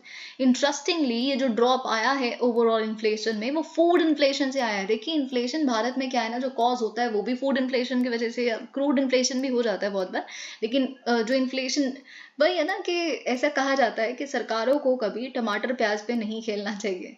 सरकारें गिरती भी टमाटर प्याज के प्राइसेस पे है, आलू टमाटर प्याज, और बनती भी आलू टमाटर के प्राइसेस पे है। ऑल्दो अभी करंट रूलिंग पार्टी के केस में आप ये थोड़ा नहीं होता हुआ देख रहे, पर ऐसा ही होता आया है बहुत सालों से। तो फूड इन्फ्लेशन की हम बात करते हैं जब हम इसके बारे में बात कर रहे हैं, तो ठीक है। तो फूड इन्फ्लेशन ही बेसिकली आप कह सकते हैं सीपीआई इन्फ्लेशन का सबसे बड़ा स्रोत होता है। तो फूड इन्फ्लेशन कम हो गई है तो सीपीआई भी कम हो गया है, ठीक है। तो food inflation has recently been at 4.79%। Vegetables के प्राइस हैं वो कम हो रहे हैं, नेगेटिव हो गए हैं, -8.51%। ऑयल्स ऑफ फैट्स के जो प्राइसेस हैं -7.86% हो गए हैं। हम ईयर ऑन ईयर की यहाँ पे ग्रोथ देख रहे हैं। This has cause some stress too. अब देखिए ये चीज़ बुरी भी है, इन्फ्लेशन मैं आपको बहुत बार कहती हूँ, एक ऑप्टिमल लेवल ऑफ इन्फ्लेशन तो होनी चाहिए, वरना प्रोड्यूसर्स का क्या होगा, वो क्यों प्रोड्यूस करेंगे जब कोई प्रॉफिट मार्जिन नहीं है, इनफैक्ट नेगेटिव में उन्हें मिल रहा है। तो रिसेंटली हमने सारे केसेस डिस्कस किए, आई थिंक आपने वीडियो देखी होगी जिसके थंबनेल में लिखा था why are onion farmers having tears in their eyes, Maharashtra के केस में, है ना। तो वो इसीलिए क्योंकि उन्हें जब पैसा ही नहीं मिल रहा, है ना। तो वो चीज़ यहाँ पे हम देख रहे हैं। तो ऑथर का ये कहना है कि बिल्कुल महाराष्ट्र की सरकार ने सपोर्ट दिया है अनियन फार्मर्स को, और भी दिया जाना चाहिए बिल्कुल, लेकिन अगर आरबीआई के पर्सपेक्टिव से देखें तो it's timely in containing inflationary expectations, which is the need of the hour. Okay, however, even in food, inflationary concerns remain. अब देखिए फूड में भी not everything is merry, है ना।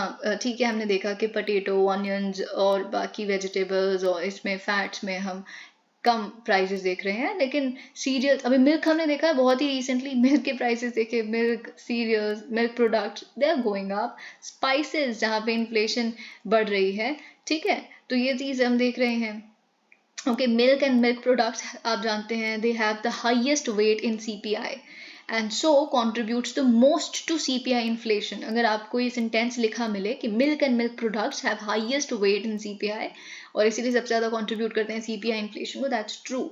It may be worth noting that the milk production in the country, which normally has been growing, तो milk production जैसे सब कुछ मैं आपको बता चुकी हूँ, मिल्क प्रोडक्शन यूजुअली ग्रो कर रहा था पिछले बहुत सारे सालों से 5 से 6% ईयर ऑन ईयर पे, ठीक है। लेकिन सडनली हमने यहाँ पे 2023 में क्या देखा, ओवरऑल प्रोडक्शन कितनी थी, 222 मिलियन टन्स, है ना, और 2022 में कितनी थी 221, यानी कि 1 मिलियन टन ही बढ़ा सिर्फ। तो 5 से 6% ग्रोथ तो बिल्कुल नहीं हुई, है ना। तो ये क्यों हुआ, क्योंकि लंपी स्किन डिसीज में काफ़ी सारे नंबर ऑफ एनिमल्स को इम्पैक्ट किया।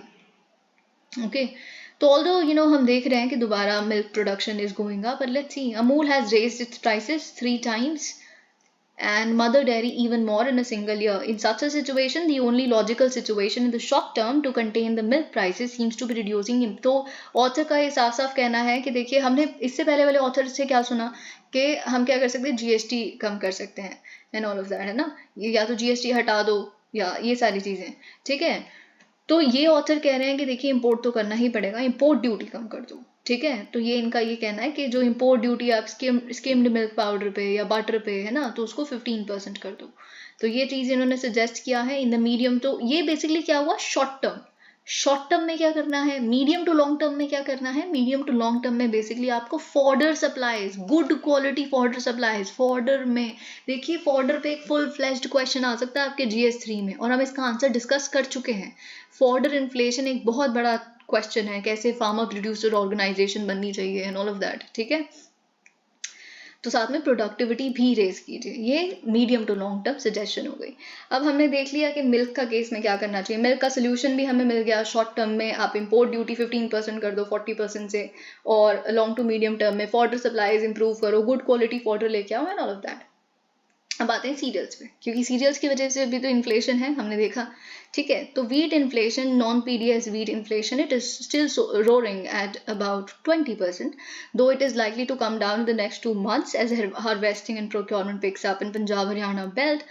The unseasonal rains in March, आप जानते हैं कि हार्वेस्टिंग तो हो जाएगी, लेकिन हमने मार्च में जो अनसीजनल इतनी रेंज, पता नहीं ऐसा क्यों हो रहा था, इतनी बारिशें तो बारिशों में नहीं आती, पर खैर हमने जो देखा तो उसकी वजह से वीट आउटपुट को लेकर काफ़ी अनसर्टेनिटी हो गई है। While the government is yet to finalize its numbers about wheat output loss, private trade has already, तो वही सारी चीज़ें यहाँ पे भी इनका सजेशन ये है, सीरियल्स को लेके आप क्या करो कि इंपोर्ट ड्यूटी कम कर दो, है ना। और ट्रेडर्स को, अगर ट्रेडर्स को लग रहा है कि इंपोर्ट चीपर हो सकता है तो उनको करने दीजिए।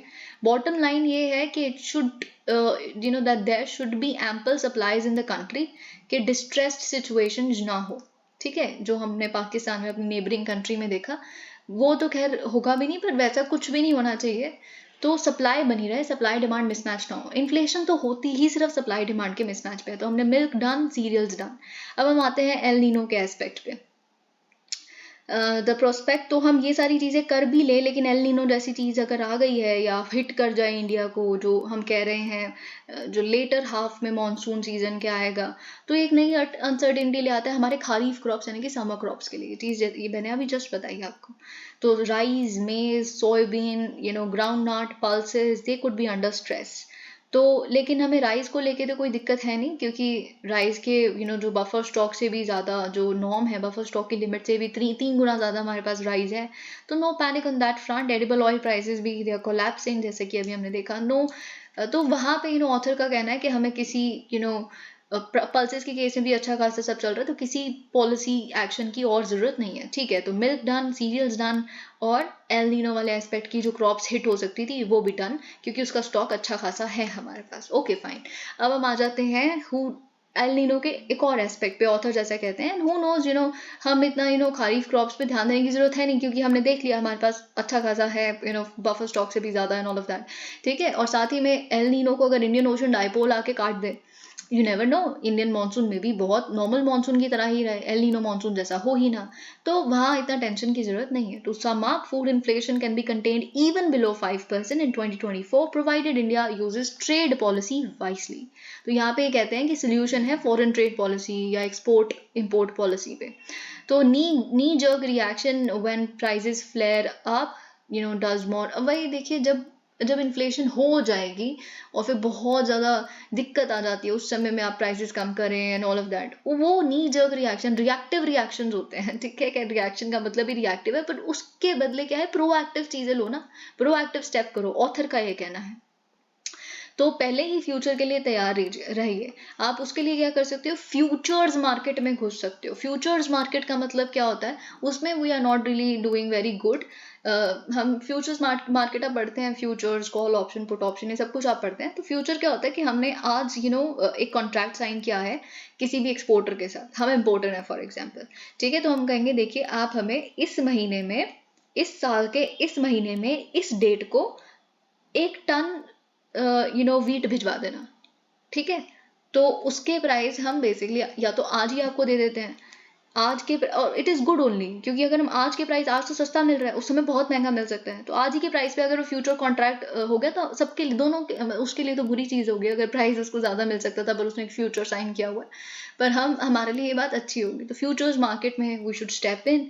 India needs to invest in building trust in future markets, improving their efficiency with information symmetry and bringing transparency through better technologies and regulatory institutions needs to be a priority.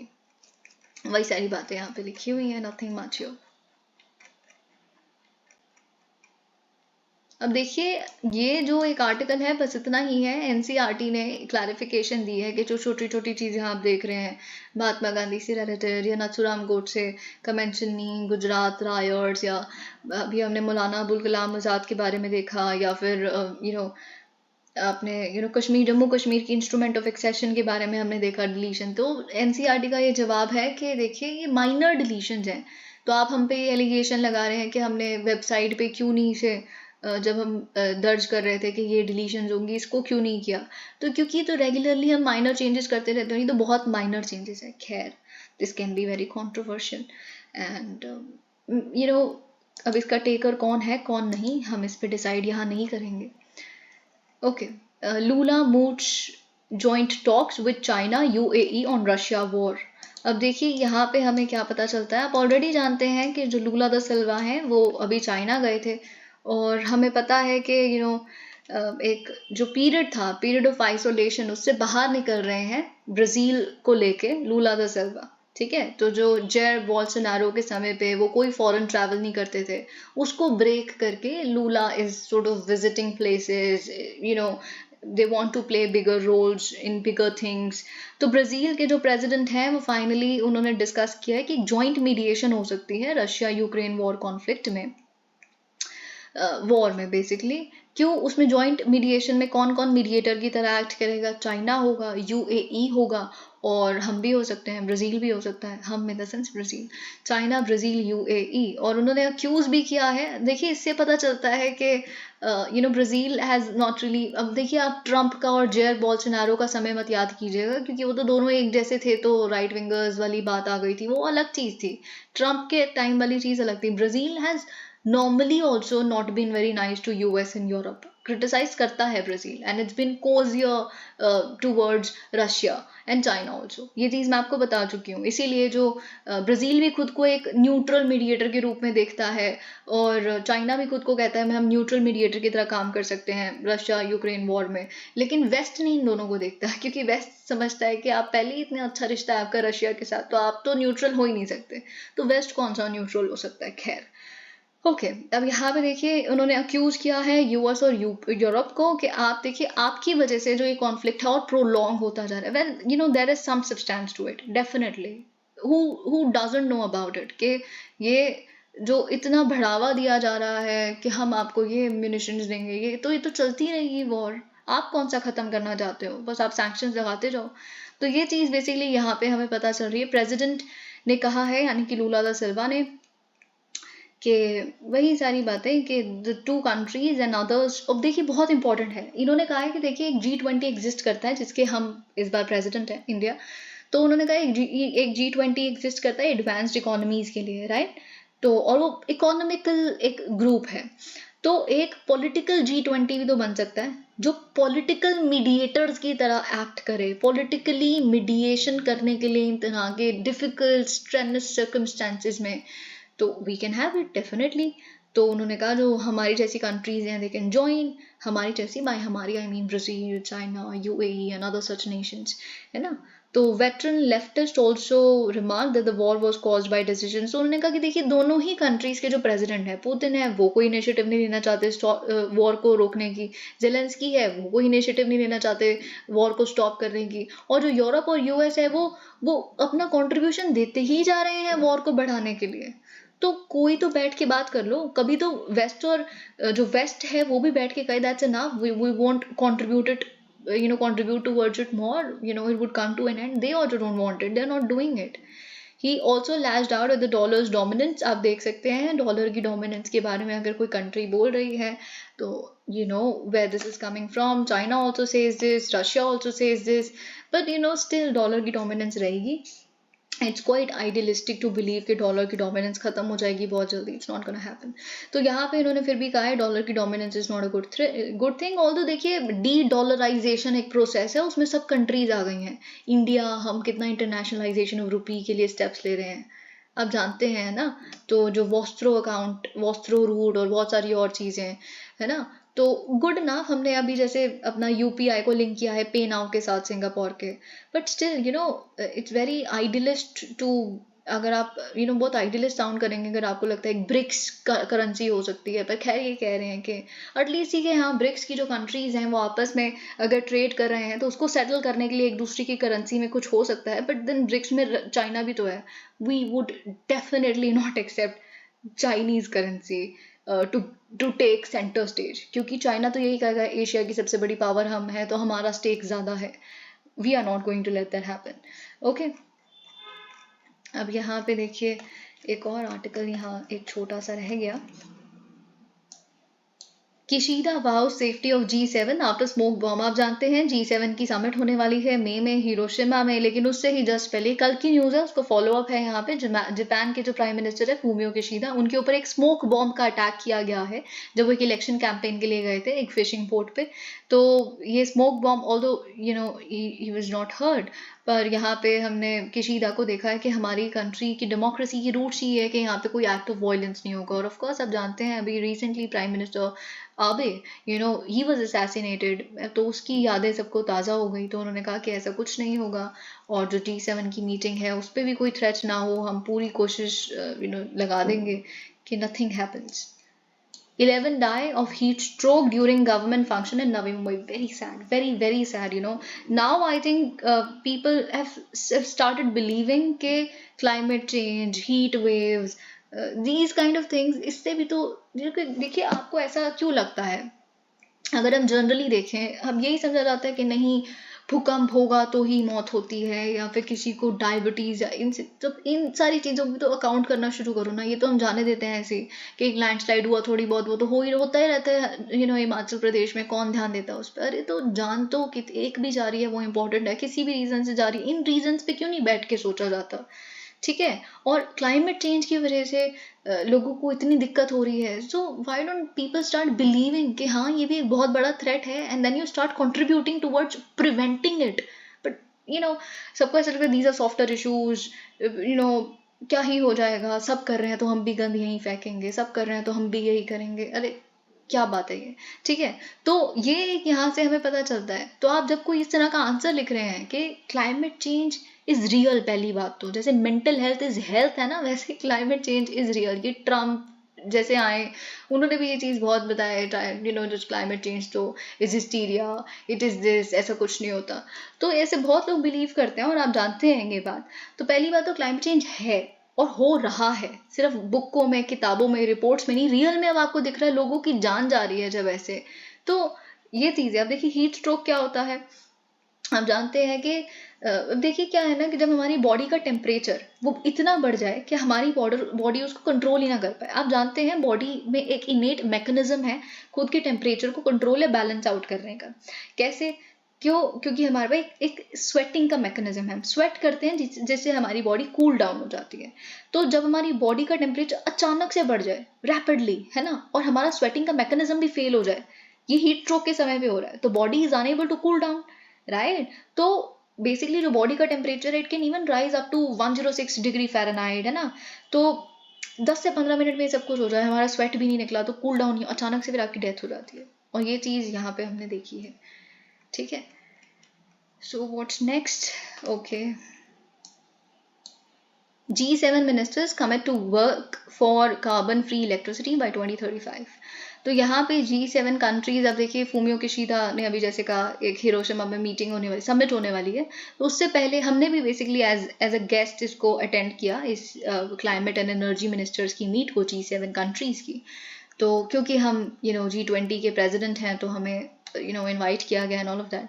तो यहाँ पे इन मिनिस्टर्स ने commit किया है कि हम work करेंगे towards ensuring carbon free electricity production by 2035, और फिर हम एक्सेलरेट भी करेंगे phasing out of coal.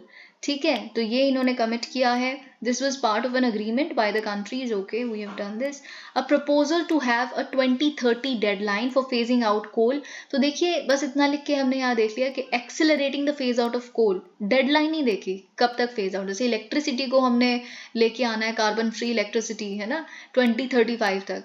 There is a deadline here, sort of a deadline, है ना, लेकिन कोई यहाँ पे हमने कोल को फेज आउट करना है उसकी डेडलाइन नहीं है। तो 2030 की डेडलाइन पहले प्रपोज की जा रही थी, लेकिन देन इट वाज रिमूव्ड।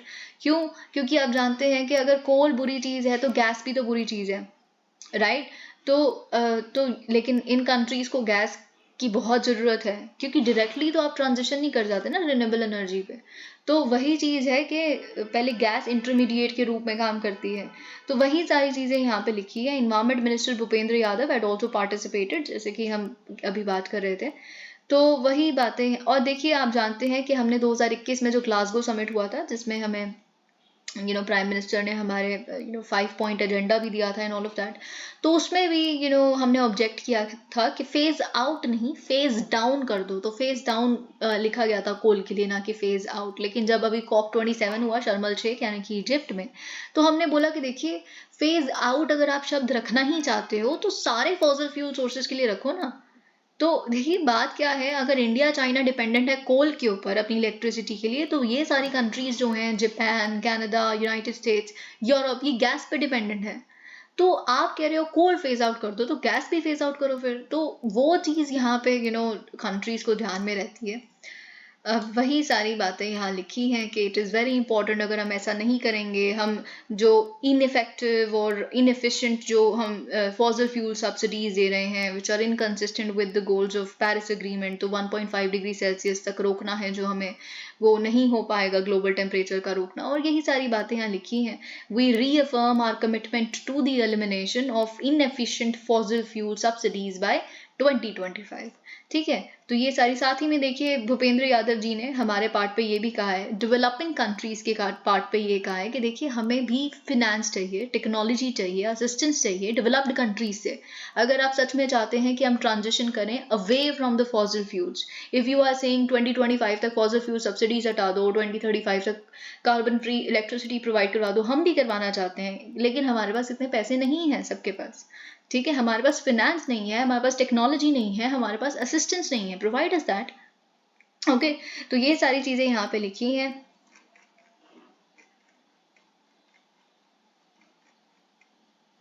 देखिए, I think we are almost done. यहाँ पे एक छोटी छोटी सी हेडलाइंस हैं जो हम बस रीड करेंगे, और एक आधी और न्यूज़ है कल की। कल FAQ सेक्शन भी नहीं आया, सो गुड फॉर अस। हमारी डिस्कशन कल के न्यूज़पेपर में हार्डली 3 ऐसे न्यूज़ आर्टिकल्स हैं जो आपके लिए इंपॉर्टेंट है, और कुछ भी रेलेवेंट नहीं है, कुछ भी, और कुछ भी ऐसा नहीं है कि आपको पढ़ना है, तो वो भी हम देख लेंगे। Proposal for Sabarimala greenfield airport receives centre approval. तो बस वही कि जो साबरीमाला ग्रीनफील्ड एयरपोर्ट है एरुमली पे, उसे बेसिकली अप्रूवल मिल गया है।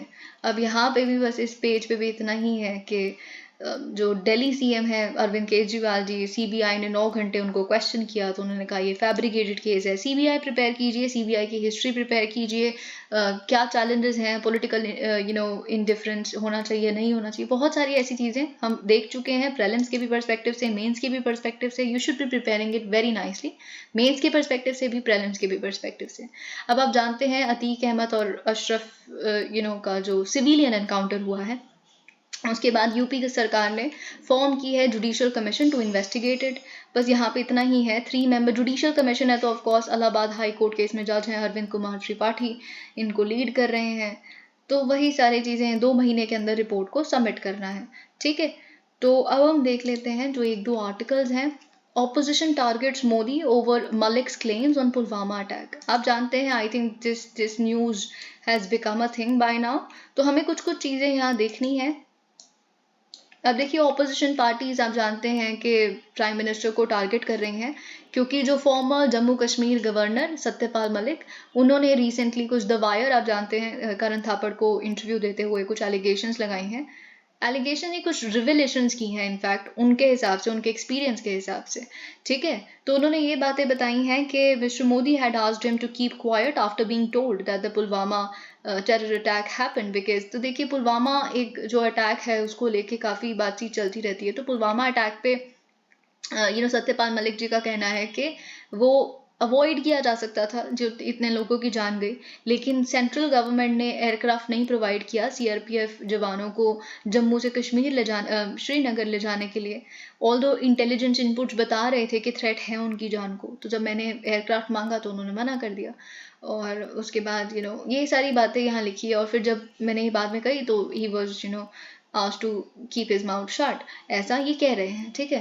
Mr. Malik, who was the Jammu Kashmir governor during the Pulwama terror attack, made several explosive comments। और भी बहुत सारी बातें इन्होंने बोली कि in fact national security adviser Ajit Doval ने भी उन्हें चुप रहने के लिए कहा, और जब भी वो कश्मीर के बारे में बात करते थे he was sort of reprimanded for that. ये सारी चीज़ें यहाँ लिखी हैं। और ये भी बोला है कि देखिए हम करप्शन बहुत देख रहे हैं ना यूजुअली, जैसे प्राइम मिनिस्टर ने कहा कि करप्शन का एक भी केस स्पेयर नहीं होगा, सीबीआई अपना बिल्कुल जमकर काम करे, कोई ज़रूरत नहीं है डरने की एंड ऑल ऑफ दैट।